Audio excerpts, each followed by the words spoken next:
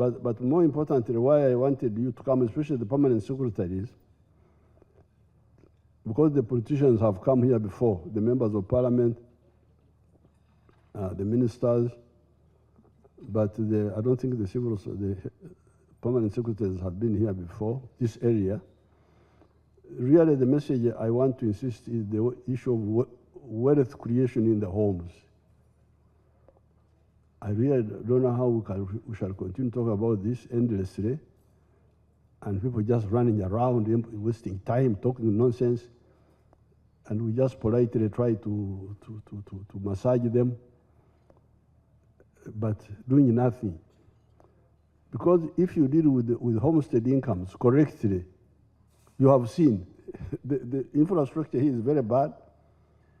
The road is impassable, it's not good. It is remote, very far. I'm glad we have been able to bring electricity because the electricity was not there, but now it has come. You heard how they were talking about the telephones. Now they have telephones. The other man said he could ring people in Tanzania. Then there is water. You heard there was something about some water. But otherwise, the infrastructure is not there. But when we started the campaign near Wakitura, because that's really where I did the work, to change the cattle keepers from traditional cattle keeping to commercial, semi-commercial. I did it mainly around Wakitura. So because these are the same fellows, they had that, oh, people in the Rushele area are getting money. So they would come, then they would copy. The only thing I did here was I gave a bull, a Frisian bull, from my farm, from Wakitura, to the father of the other boy whom they were saying he was chairman, the one who spoke. Just a bull. And when he came and the bulls, everybody copied. They did it on their own. The only thing was the example. So now, of course, they have moved, but they still have a long way. You can see these are potentially very rich people, but they are still underutilizing the land by the free range method. We are now trying to move them free range to the Nyakana model, where you don't do free range, you do intensive farming. If they do that, there will be, Uganda will totally change. There will be billionaires. So this is the message I want us to get. All these things you keep talking about, doing this one, really are off the point. As we come to the conclusion of this remarkable retreat, I'm filled with a deep sense of gratitude and optimism. Over the past few days, we've been engaged in a meaningful discussions. We have shared valuable insights and crafted strategic plans that will guide our nation forward. First and foremost, I would like to extend my heartfelt thanks to you, Your Excellency Museveni, for your support, guidance, and presence at this retreat.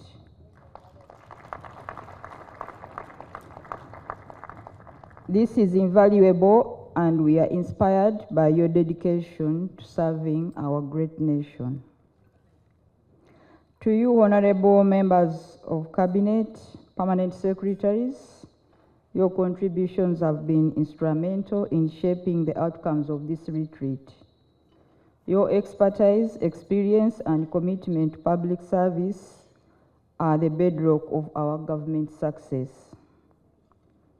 The collaborative spirit you have demonstrated here is a testament to the strength of our administration. Do appreciate the keynote address and guidance of His Excellency General Yoweri Kaguta Museveni, President of the Republic of Uganda, Chairman of the National Resistance Movement, which centered on the fight against corruption, reflective of the mass approach to embracing the money economy, with emphasis on value addition, commercial agriculture, manufacturing and industry, services and ICT. And his call for all the public service leaders to be change agents and lead the work to socio-economic transformation through wealth creation by household. Committed to fulfilling the ideological aspirations of the national resistance movement and the country's agenda of socio-economic transformation, do hereby resolve under the sub-themes as follows. 1. Leadership. In line with the government's commitment to effective leadership to steer Uganda's socio-economic transformation agenda, it was resolved to 1. Work as one team, one dream. The three arms of government should always closely coordinate and work in harmony. Adopt and keep up to date with technology to enhance efficiency in service delivery. Create clear strategic goals that are citizen-centric and redirect all our efforts to achieve them. Institutionalize mentorship in government institutions. Enforce standards to ensure compliance and conduct regular induction programs before assumption of duty and refresher training courses for ministers and permanent secretaries to enhance leadership capacity. Mindset change, underscoring the relevance of civic competence in the development of a country, it was resolved to A. Develop and promote a set of national values to drive socio-economic transformation of our country. Strengthen the succession planning regime through promotion of intergenerational mentoring in all institutions of government. Adopt an education system that instills a strong sense of patriotism at all levels and incorporate indigenous culture and traditional knowledge. Develop and implement a complementary communication strategy to effectively brand Uganda and make Uganda a preferred investment destination. 3. Relationship of ministers to ministers, ministers to permanent secretaries. Reaffirming the strong desire and commitment of the national resistance movement in upholding its ideology, ministers and permanent secretaries should have a clear understanding of the key tenets of the ideology: patriotism, Pan-Africanism, socio-economic transformation. Your Excellency, we are going to change it. It's going to start now with socio-economic transformation, then have the other. This should always guide the policy formulation and implementation. Whereas the roles and responsibilities of some ministers have not been clearly delineated, it was resolved as follows. The cabinet minister is the political head of a ministry with overall supervision of the ministry, while the ministers of state have specified roles and functions that they take lead and should always work together as a team. Clear job roles and schedules of duties will be issued in consultation with HE the President. Make deliberate effort to strengthen the strategic vision of both ministers and permanent secretaries. Accelerate the use of technology to guide digital transformation and e-government.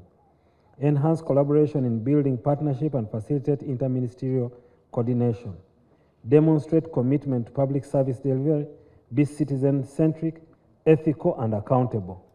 Institutionalize meetings where they have been held in ad hoc manner and designate particular days for meeting among ministers in each ministry to facilitate information sharing, openness, and transparency. 4. Whole of government approach.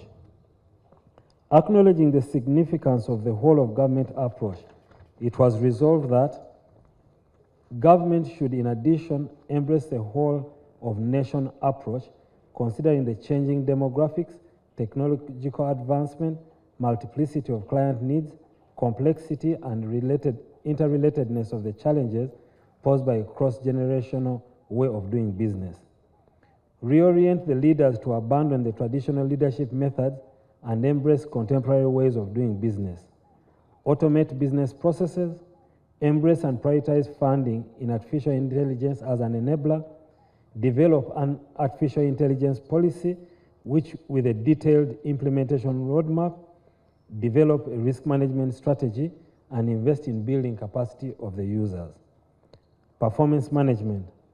Underscoring the contribution of a robust performance management system in improving the development outcomes of our country, it was resolved to select a performance management system that resonates with the development needs of Uganda. Demonstrate political will.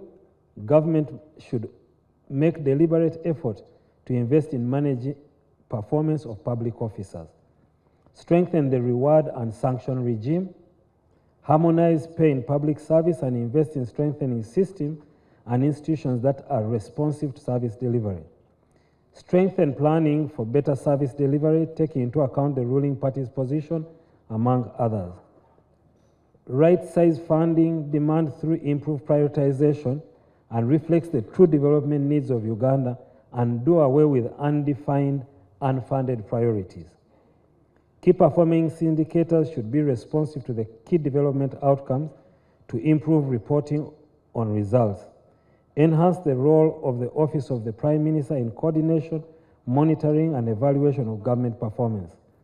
Harmonize terms and conditions of all persons working for government institutions, for the government of Uganda, that is ministries, departments, and agencies, in terms of the retirement age for public universities, government and donor-funded project staff, and provide for the latter to be recruited by the appropriate appointing authority, just like other persons working in the public service. Progressively increase wage allocation to address the critical manpower needs in local government. Maximize the potential of existing staff through optimal utilization. Reimaging the taxation and narrowing of the fiscal gap. Noting the significance of taxation as a source of government resources and the need for a balance between revenues and expenditure of government, it was resolved that there is need to develop a strategy for implementation of vertical and horizontal integration business model for the economy. Promote value addition to increase competitiveness of Ugandan products on the local and international market in order to increase revenue. For example, value intervention in the dairy industry is a clear manifestation that this strategic information can transform Uganda from subsistence to predominantly market economy. Simplify tax filing to motivate citizens to pay taxes voluntarily.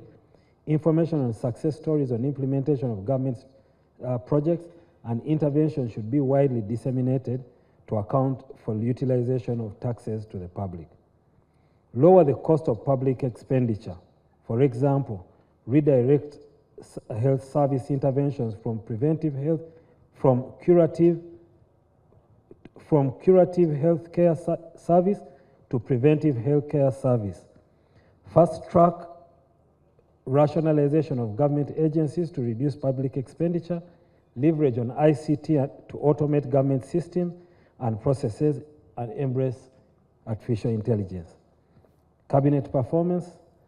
Cognizant of the role of cabinet in determining and formulating and implementing the policy of government as provided for under the Constitution, the effectiveness and efficiency in conducting cabinet business is of paramount importance and was therefore resolved as follows. Cabinet members should observe cabinet rules in the conduct of cabinet business. Establishment of cabinet subcommittees should be considered by cabinet.